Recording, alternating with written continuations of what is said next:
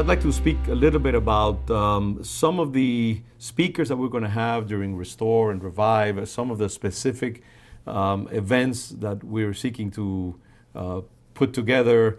And let's just have a little conversation, Jonathan, about some of these exciting speakers that we're going to have. I know that on the first night, for example, we're having Randy Clark, who has been so instrumental over the years in the Toronto movement and helping many people enter into the baptism of the Holy Spirit. And this guy is a national figure with so much of a wonderful record of accomplishment in the area of evangelism and the Pentecostal visitation of God in this nation, that it would be great for us to talk a little bit about, for example, that night. I think that's the first night that we're going to have.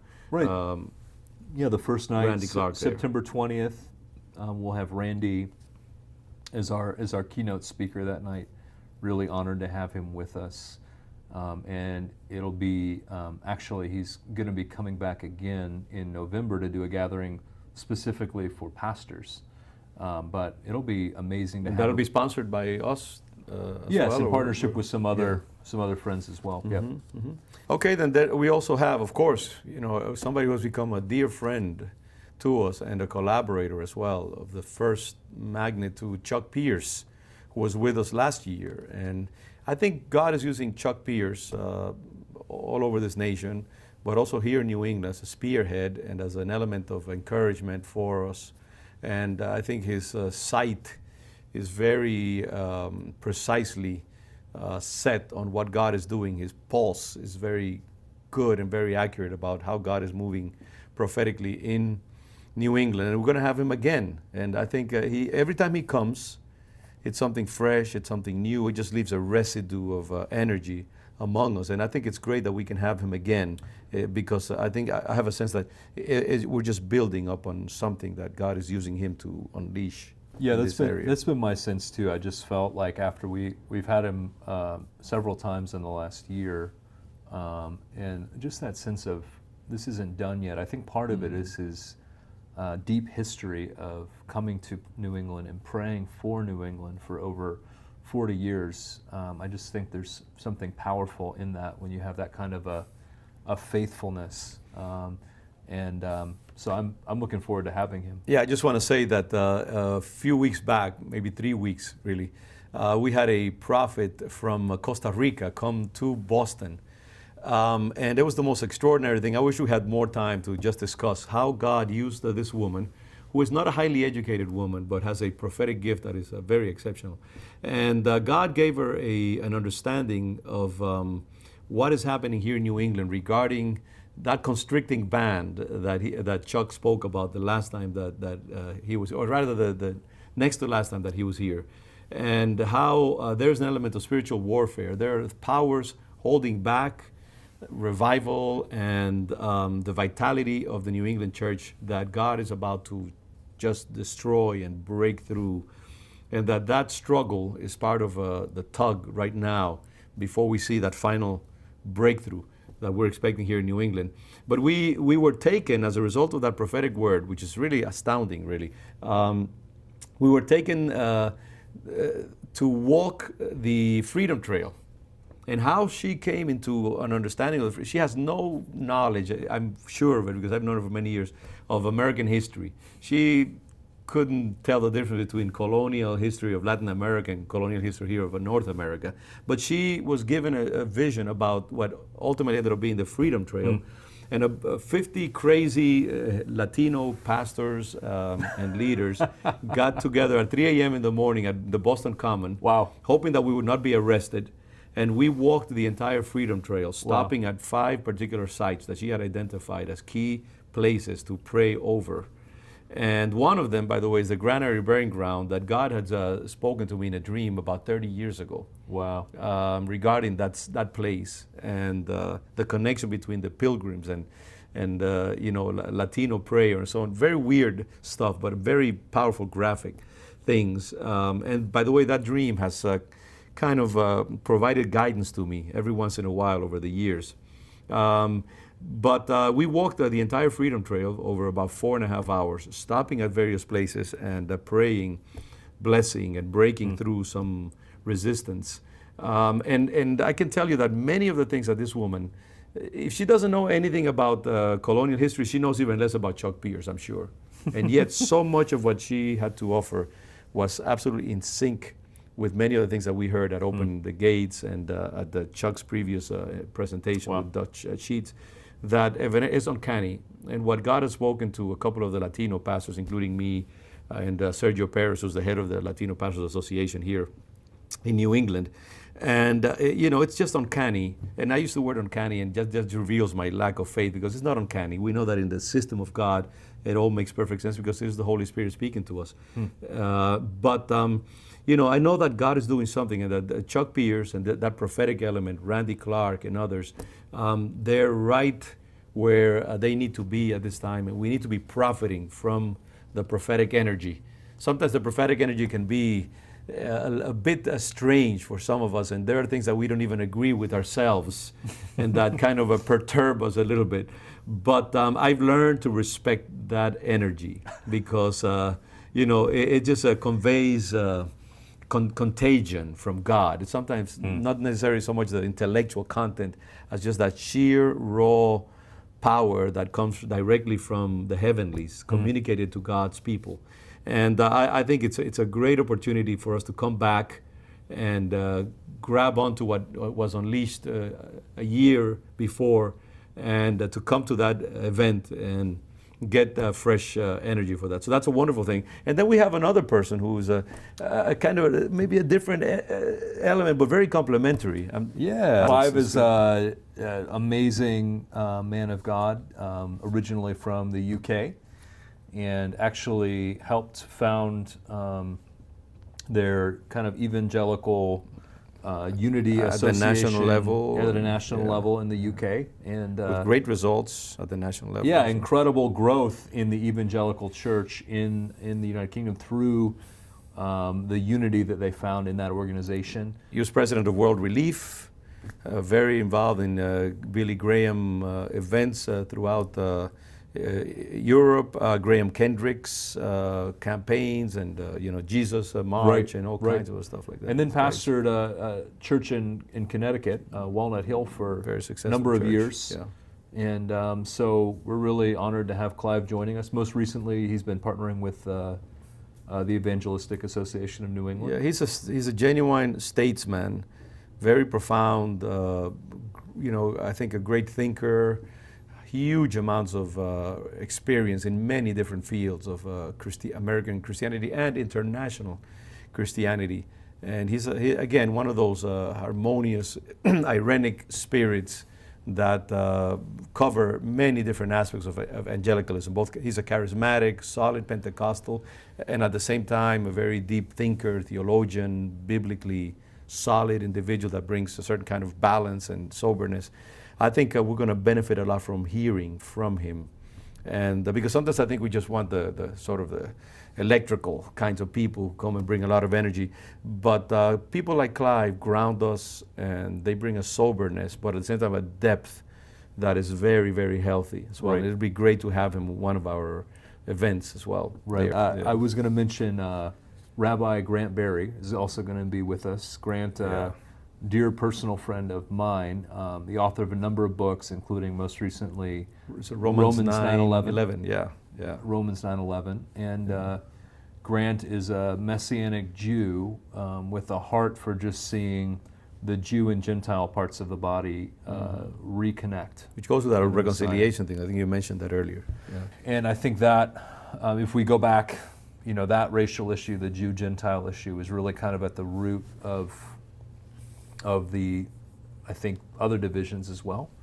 And, very important, very strategic. And so we're looking forward to having him with us and just anticipating the grace that's going to come. I know just through my relationship with him, it's been a transformative journey just to my own part towards really just growing in love and passion for the Jewish people.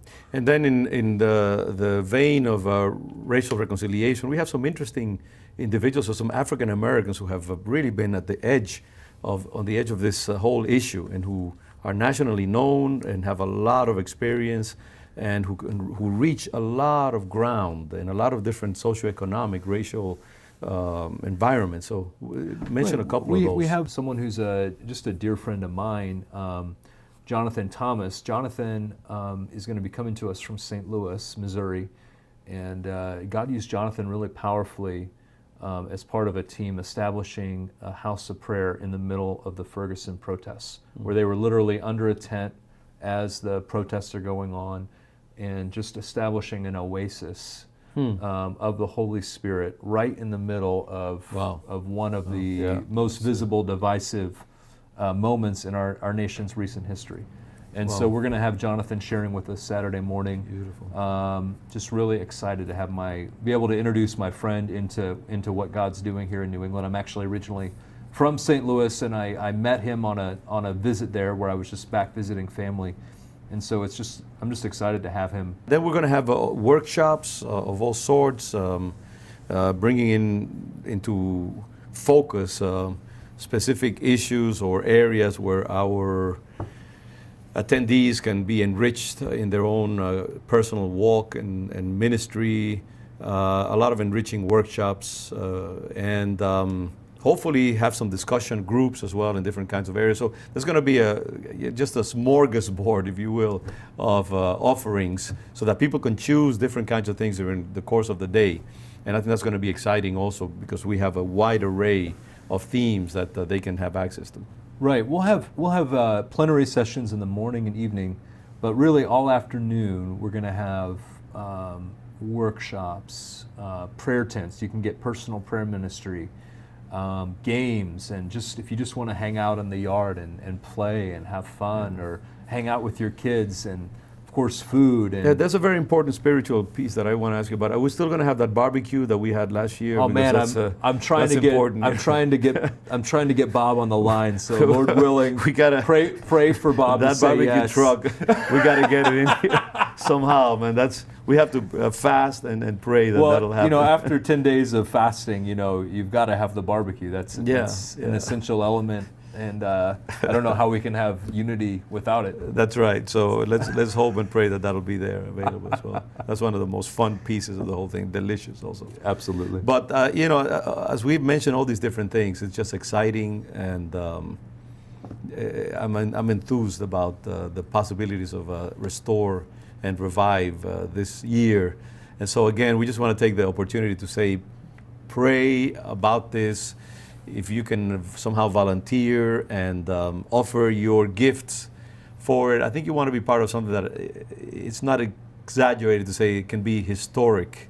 And we need that fresh injection of talent and resources. But again, commit to come.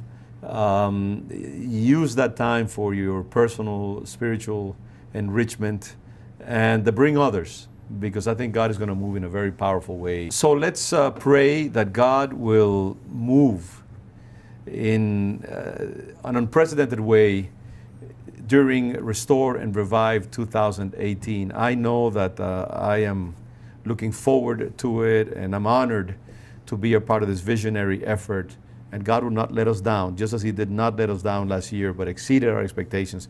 I think this year is going to be even better. So really looking forward to it, and we want to see you there. Do not miss it. Why don't we end with a word of prayer, and we affirm what we want to do. That'd be good? Good. So Father, we celebrate your anointing falling on New England. We celebrate momentum like we've never seen before. We celebrate signs all over this region that has been frigid for many, many years of your visitation. The winter disappearing, the snow melting, and signs of life emerging everywhere. We thank you for the life that we see in your people, unity, expectation, signs of the Holy Spirit moving in all kinds of ways in this area. New churches being started, new soldiers coming from all parts of the world, being called sovereignly by your voice, obeying this impulse to come to New England and to be both witnesses and participants in an extraordinary move of your Holy Spirit. And we pray that Restore and Revive 2018 will be one more of those lights that will shine powerfully, that will Yes, add Lord. new energy and new enthusiasm and expectation to your church in New England. We thank you for all that you are already doing. We thank you Yes. for all the participants and the people that will be speaking and sharing their gifts and their experiences. And Lord, at the end of it all, we will be delighted to give you alone the honor and the glory. And we pray for this region now more than ever. Come on. And we declare that Jesus Christ is Lord, and we declare that His Lordship is being manifested more and more every day, that the force of the enemy is being weakened, that the hordes of hell are being confused and debilitated, and that the attacks that your church has suffered over the years are being neutralized as the agenda of the kingdom of God is established and advanced. So Father, we declare victory. We pray that you'll strengthen our hearts, especially those that are working on this project. It can be so intimidating when we look at the magnitude of things that we are undertaking. But we pray for resources, we pray for wonderful attendance, we pray for new volunteers and servants to come on board, and for a spirit of harmony to reign over everything that we do. Yes. And we thank you, Lord, because you are with us and because we are walking in your perfect will. Even as we have declared all of these different things that we want to do, may they constitute a prayer before you that you will honor in detail over every aspect of this event. And again, we thank you for your company. We thank you for your support. And we already declare absolute, unmixed victory over everything. In Jesus' mighty name, amen and amen. Amen. Well, thank you so much for tuning in, guys. And we pray that you will pray about all these different things. And we'll see you, God willing, in Restore and Revive 2018. God bless you. So I kid you not, the moment that you mentioned Bob and the barbecue, he texted me. Oh, that's funny. But he said, he said he doesn't think he can do it. He said he didn't think he could carve out the time. We'll show him the video. We'll show him have the video. I'm going to text We're him right committing now, it. and There's maybe no we going can back, change his man. mind. There's no going back. That'll show you a little bit of what we need to contend with. But I prophesy that he's going to be there.